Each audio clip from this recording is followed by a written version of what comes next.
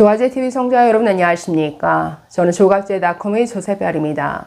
2025년 6월 26일 오전 11시입니다. 이재명 대통령이 취임 후 첫 국회 시정연설을 했습니다. 추가 경정 예산안에 대해서 대통령이 직접 국회 본회의장에 나와서 연설한 것인데 추경안의 내용을 대통령이 직접 설명하고 국회의 협조를 구하는 자리죠. 자, 이 내용 좀 살펴보도록 하겠습니다. 자, 오늘 오전 10시부터 국회 본회의장에서 열린 시정연설. 첫 연설이라 그런지 이재명 대통령 시종일관 진지하게 내용을 설명하고 설득하고 또 야당을 향해서는 한껏 낮추는 모습을 보였습니다.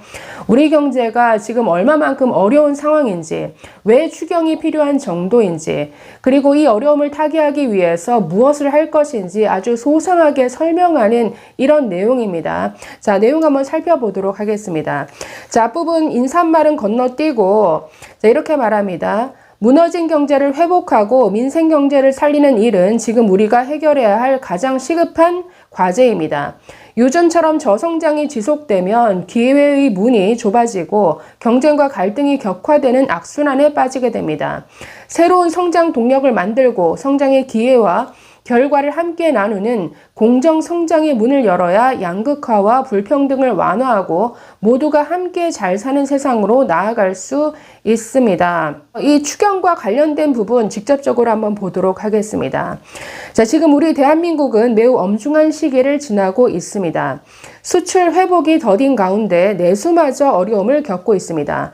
고물가, 고금리, 고환율에 경제 성장률은 4분기 연속 0%대에 머물고 심지어 지난 1분기는 마이너스 성장을 하기도 했습니다. 중산층의 소비 여력은 줄어들고 자영업자의 빚은 더 이상 감내할 수 없는 지경에 이르고 있습니다. 세부 경제 지표를 살펴보면 민생의 어려움이 더욱 여실히 드러납니다. 올 초까지 소비, 투자 심리 모두 악화 일로였습니다. 자, 올해 1분기 정부 소비, 민간 소비, 설비 투자, 건설 투자가 모두 역성장했습니다. 즉 줄어들었다는 뜻입니다. 구직을 단념한 청년들의 숫자는 역대 최고 수준을 기록합니다. 폐업한 자영업자 수도 연간 100만 명입니다. 취약계층의 가계대출 연체율은 급등하고 있습니다. 가계 문제뿐만 아니라 금융 취약성도 드러내고 있습니다. 코로나 팬데믹도 견뎌낸 우리 경제가 지난 3년간 심각한 위기로 빠져들었습니다. 특히 12.3 불법 비상계엄은 가뜩이나 침체된 내수경기에 치명타를 가했습니다. 미국발 관세 충격부터 최근 이스라엘, 이란 전쟁까지 급변하는 국제 정세는 한치 앞을 예측하기 어렵습니다. 그래서 지금은 경제가 다시 뛸 수 있도록 정부가 나설 때입니다. 자, 조금 건너뛰어서 경제는 타이밍이라고 합니다. 지금이 그 타이밍이라고 생각합니다. 자, 그러면서 추가 경정을 어떻게 하겠다라고 구체적인 수치를 얘기하는데 자, 저는 취임 첫날 첫 행정 지시로 비상경제 점검 TF를 구성하고 경제 침체 극복과 민생 회복을 위해 30조 5천억 원 규모의 추가 경정 예산안을 편성했습니다. 신속한 추경 편성과 속도감 있는 집행으로 우리 경제, 특히 내수시장에 활력을 불어넣는 것이 중요하다고 판단했습니다.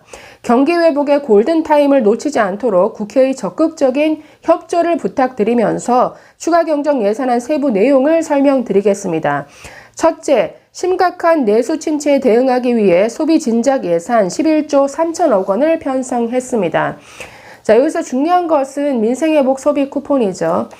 약 13조 원 규모의 민생회복 소비 쿠폰을 편성해서 소비 여력을 보강하고 내수시장 활성화를 지원하려고 합니다. 소비 쿠폰은 세금을 내시는 분을 포함해서 전 국민에게 보편 지급하되 취약계층과 인구 소멸 지역은 더 두터운 맞춤형 지원으로 편성했다는 말씀을 드립니다.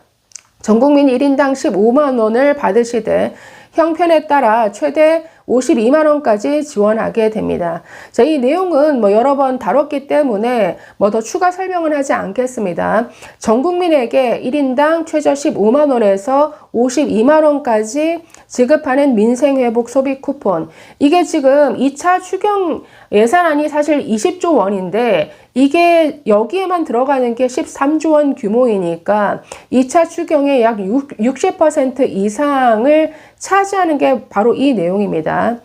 자, 계속 보시면 지역 경제에 숨을 불어넣기 위해 지역사랑 상품권에 6천억 원의 국비를 추가 투입해 할인율을 인상하고 발행 규모를 8조 원 추가 확대했다는 말씀을 드립니다.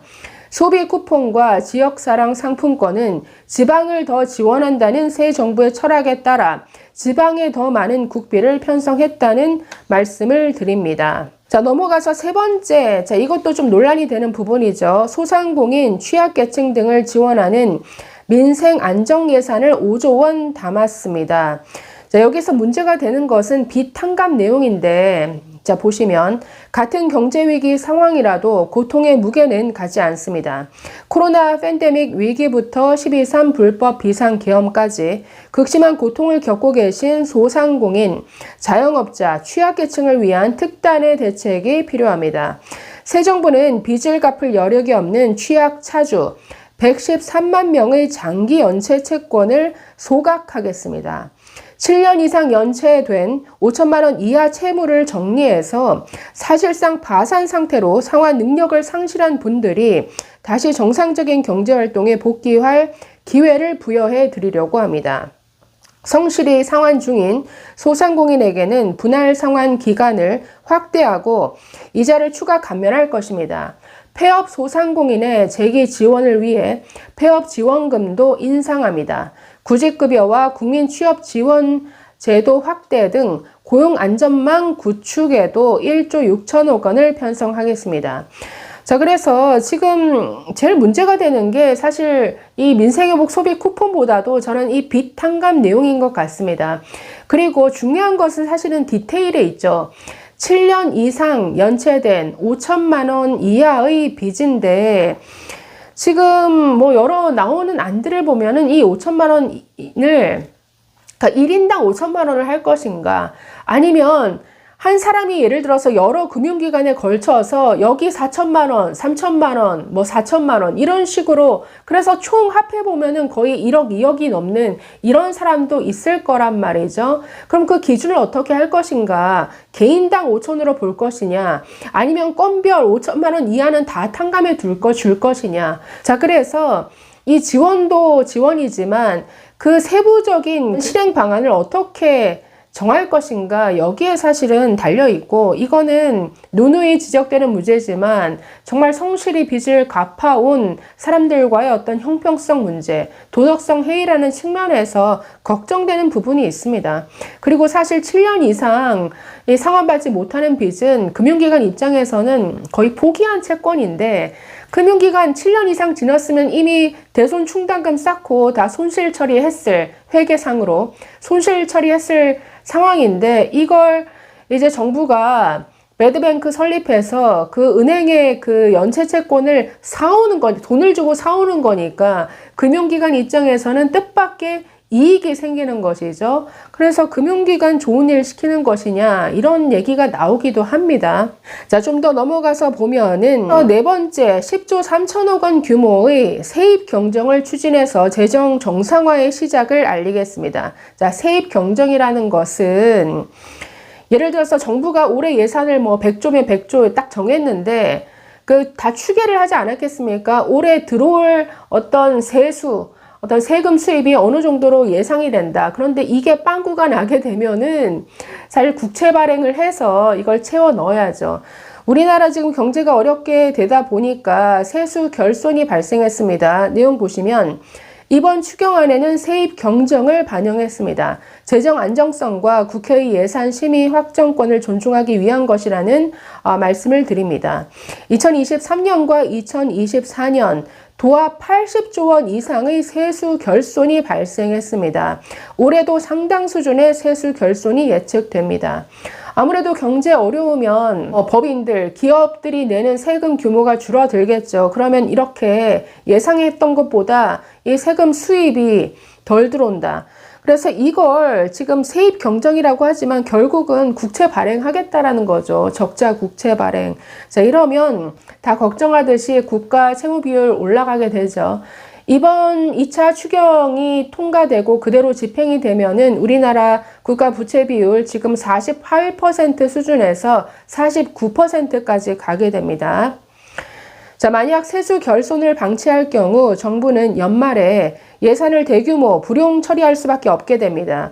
이렇게 되면 정부가 예산을 계획한 만큼 지출하지 못할 뿐만 아니라 지방재정 지원도 줄어들게 됩니다. 이는 사실상 긴축 재정 운용으로 민생과 경기 회복에 걸림돌이 될 수밖에 없습니다. 자, 그런데 이건 반대로 따져보면 우리가 가게 살림만 하더라도 들어오는 수입의 규모에 맞게 지출을 하는 게 맞지 않습니까?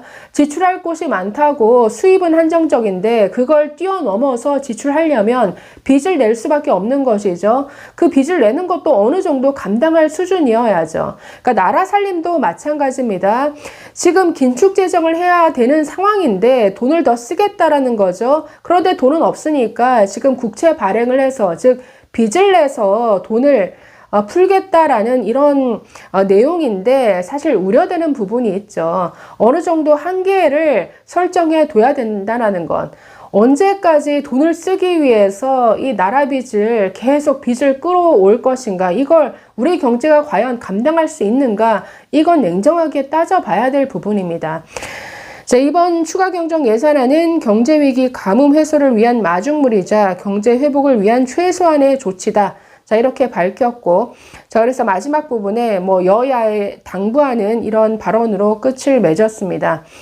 우리 국민의힘 의원님들 어려운 자리 여기 함께 해주신 점에 진심으로 감사하게 생각합니다. 그래서 최대한 낮추는 모습을 보였는데, 중요한 것은 돈을 풀고 경제가 이만큼 어렵기 때문에 지금은 돈을 풀 타이밍이다라고 하는 생각까지는 좋은데, 디테일에 들어가면은 정말 꼼꼼히 따져봐야 될 부분이 많을 것 같습니다. 이게 정말 비탄감에 있어서 도덕적 해이라든가 형평성 문제라든가 또 국가 부채 비율이 이렇게 높아가는 부분에 있어서 여러 가지 리스크는 없는지 따져봐야 될 부분인 것 같은데, 네, 어찌되었든 첫 시정연설 아주 진지하게 호소력 있게 진행한 것 같습니다. 감사합니다.